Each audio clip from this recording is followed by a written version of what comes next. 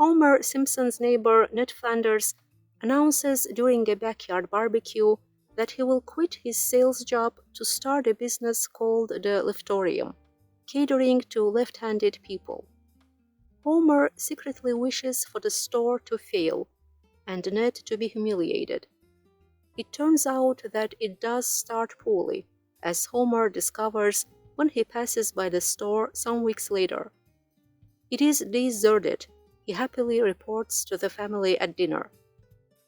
Lisa Simpson labels and defines the emotion he is feeling as Schadenfreude. It's a German word for shameful joy, taking pleasure in the suffering of others. There is no English word for what Homer is feeling.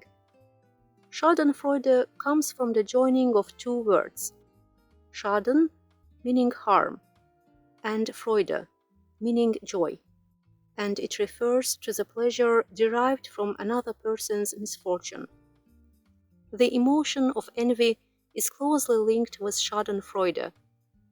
Envy is the blend of painful discontent, ill will, and resentment that can result from noticing another person enjoying something that you desire, but seem unable to obtain.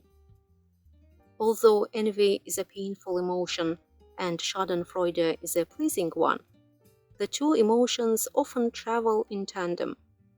When a misfortune befalls the envied person, our pain is transformed into a special joy and relief. We feel pleasure if the envied person suffers. So envy turns into Schadenfreude when it produces deep satisfaction in another's misfortune. Envy is a universal human emotion. It is natural to feel envy when we lose out to someone else. But because it is such a repugnant emotion, we suppress awareness of it, like Homer Simpson. Even if we are aware of it, we rarely want to admit to it. Admitting envy, even in our private thoughts, is to concede inferiority. Most of us can believe that we are better than average, despite this being a mathematical impossibility. Everyone cannot be better than average. In the episode of The Simpsons' Dead Pudding Society, Ned invites Homer to tour his recreation room. It has all the bells and whistles, including a bar with exotic foreign beers on tap. Ned's son skips into the room, kisses him on the cheek, and thanks him for the help his father gave him on his science project. Kids can be a trial sometimes, Ned says, as if this was the worst of his son's behavior. Then Ned's attractive wife appears, with a tray of tasty-looking sandwiches for them to enjoy. Homer soon brims over with envious ill will toward Ned, despite the fact that Ned gives him no just cause for it. Homer accuses the bewildered Ned of deliberately flaunting his advantages, and he leaves after hurling a flurry of insults. Homer hates Ned, but without being able to articulate a credible reason for doing so. That evening, Homer unloads his envy-caused hostility on Ned as he lies in bed with his wife Marge. She is puzzled because, despite her probing questions, Homer is unable to come up with a legitimate reason for his hostility. The exchange ends in this way. It wasn't what he said or how he said it, but the message was loud and clear. Our family stinks. What does Homer gain from the failure of Ned Flanders' business? Actually, quite a lot. Homer envies Ned. Although Ned is a good neighbor, he still has it better than Homer in just about every way, from his well-equipped recreation room with foreign beers on tap to his superior family bliss. The envy Homer feels runs deep and takes its typical inferiority-tinged and hostile form. When Ned fails, Homer feels less inferior. Ned's failure also satisfies Homer's hostile feelings. These are heady psychological dividends. and should make Homer feel pretty good as a result. What better tranquilizer for Homer's inadequacy and ill will than Ned's failure? A large part of our emotional life results from how we compare with others. We gain from another person's misfortune when this downward comparison boosts our rank and self-worth. As Japanese say, the misfortunes of others are the taste of honey. Although the rich and famous fascinate us, most of us feel infinitely less successful than they, and probably a little envious. The chance to read about celebrities' setbacks can be irresistible. The fat rich man stepping out of the Cadillac and into the mud puddle will always be funny. Suppose you are a woman secretly in love with a man, and you are competing for his love with a good friend of yours.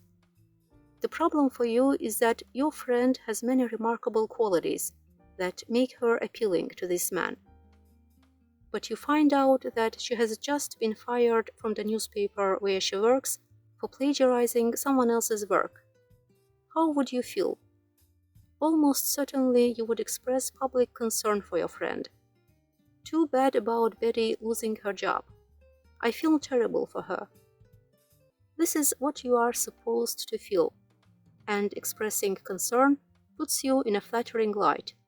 After all, she is a good friend, and the misfortunes of friends should cause us to feel bad. Part of you undoubtedly does feel bad for her, but you might also add, surprising about what she did. I guess it's hard to blame the newspaper. She probably needs therapy. We are loath to admit that the primary wellspring of our emotions can be self-interest, especially if a friend's well-being is involved.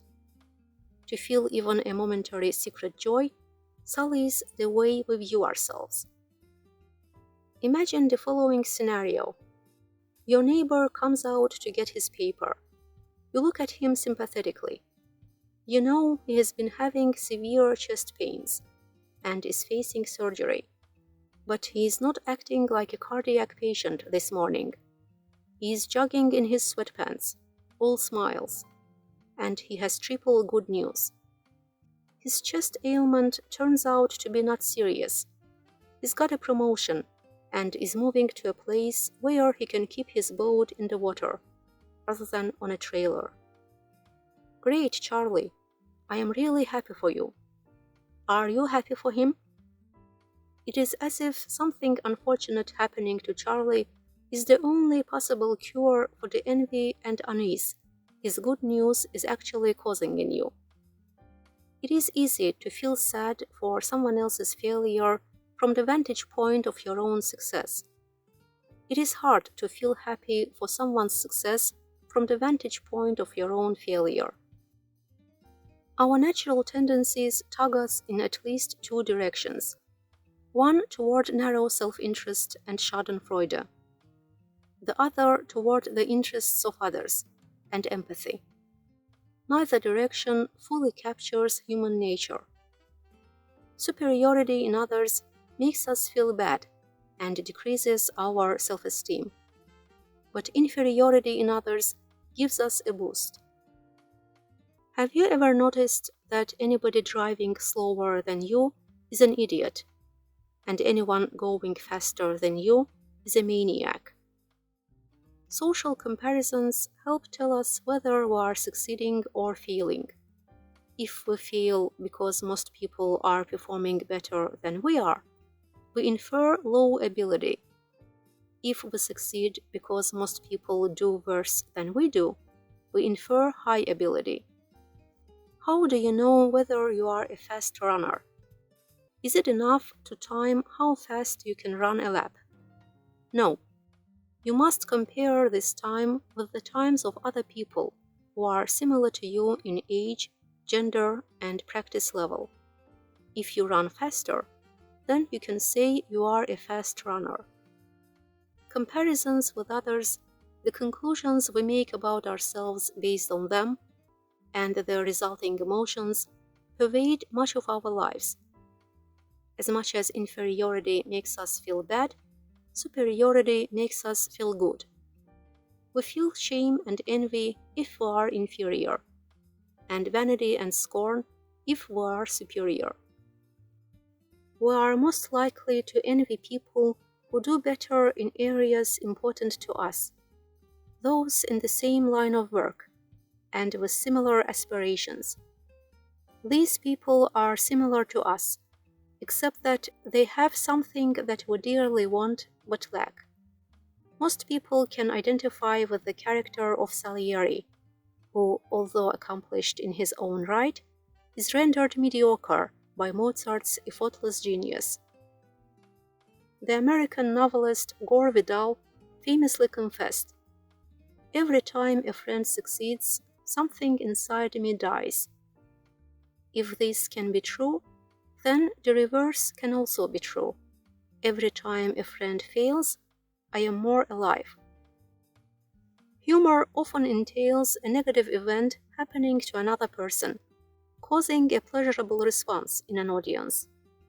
Superiority theory assumes that when people laugh, it results from their awareness of superiority over another person. Humor often arises at another person's or group's expense. Audiences laugh at jokes that focus on people of lower status. Often ethnic, racial, or religious groups, usually disliked by the audience. People use social comparisons to boost self-esteem. Humor that entails disparaging an outgroup is one way of enhancing one's own group, and indirectly one's own self-esteem. We are more likely to laugh at jokes that disparage outgroups, rather than in-groups. This makes us feel better about ourselves. As much as people might admire competence in other people, when it comes to actually liking them, too much competence becomes a handicap. We might select the highly able person to be our neurosurgeon or lawyer, but we avoid their company for lunch. Usually, people feeling envy find reasons to dislike the target of their envy, so as to rationalize their invidious ill will. The envied person might be unfairly seen as arrogant or obnoxious, for example. Even though the nice envied person suffers less hostility from others than the obnoxious envied person, niceness does not solve the fundamental problem that envied people represent. They are advantaged and superior. Homer Simpson's envy of his neighbor Ned Flanders is a case in point. Ned is a painful irritant to Homer, simply because he is a frequent presence, and because he is superior. Homer lacks the self-awareness to label his pain as envy, but he is able to appreciate why having Ned as a neighbor can be more of a curse than a blessing. This is why Homer finds it so delightful when Ned's business does so poorly. Envy often comes mixed with a sense of injustice. When we feel envy, we are also likely to think that the advantage enjoyed by the envied person is undeserved, or at least that our own disadvantage is undeserved. We believe that others who are similar to ourselves in background characteristics ought also to have similar rewards. Otherwise, a core sense of balance and rightness seems violated. Envy begins to feel like resentment, and if a misfortune occurs to the envied person or group, it will feel deserved. When we feel strong envy, we not only hope for misfortunes to befall those whom we envy, we may sometimes find ways to bring the misfortune about. We can rationalize and justify extreme forms of aggression. In nearly every society in which the Jews have lived for the past 2,000 years, they have been better educated, more sober, more charitable with one another, committed far fewer violent crimes, and have had a more stable family life than their non-Jewish neighbors. When economic conditions are poor, it is not surprising that people, in their collective frustration, will search for the plausible causes for the hardships they are suffering. Blaming these hardships on another group, one perceived to be different, as well as competent, manipulative, and out for themselves, has a certain plausibility to it. Moreover, Jews who were able to lend money in tough economic times could be construed as making money off the misery of Germans. Had economic and political conditions in Germany been different, perhaps Jews might have been tolerated, even seen as useful. But stressful economic times call for explanations for why things are going so poorly. The Nazis wanted to eliminate Jews, arguably because, in part, their very existence created painful envy. Schadenfreude and envy often go with the grain of human nature, rather than against it. But we can learn to avoid making Schadenfreude a habit. By focusing on the major causes of other people's misfortunes, we will feel empathy rather than Schadenfreude. We can make a conscious effort to learn more about the circumstances that might have caused a misfortune happening to another. To be human is to be unpleasant, as well as pleasant. Anger, dislike, shame, envy, Schadenfreude, those are parts of human experience. That does not mean those emotions rule people, but it does mean they are there sometimes. This book will deepen your understanding of the emotions of envy and Schadenfreude. The author explains how they are experienced using examples from movies, literature, reality shows, biography, politics, sports, and history. It's quite an entertaining read.